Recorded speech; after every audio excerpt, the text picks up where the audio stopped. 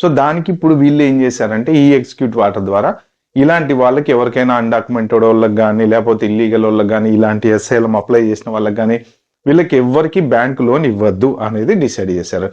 So దాంతో పాటు ఏంటంటే వీళ్ళకి వచ్చిన ఇంకొక ఆలోచన ఏంటంటే ఈ టెంపరీ వాళ్ళే కదా మిగిలిన వాళ్ళంతా కూడా, అంటే ఇప్పుడు వీసా మీద వచ్చిన వాళ్ళు ఎవరైనా పర్మనెంట్ గా గ్రీన్ కార్డ్ వచ్చే వరకు కానీ పాస్పోర్ట్ వచ్చే వాళ్ళకి కానీ వాళ్ళు పర్మనెంట్ కాదు.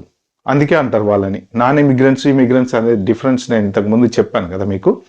సో ఏంటంటే వీసా మీద అంటే మీకు గ్రీన్ కార్డ్ వచ్చే వరకు లేదా సిటిజన్షిప్ వచ్చే వరకు వీసా మీదే ఉంటారు కాబట్టి వీళ్ళు కూడా టెంపరీ ఏలియన్స్ కిందకే వస్తారనమాట. F1 లేకపోతే ఓపీటీ కానీ H1 కానీ L1 కానీ ఎనీ XYZ వీసా.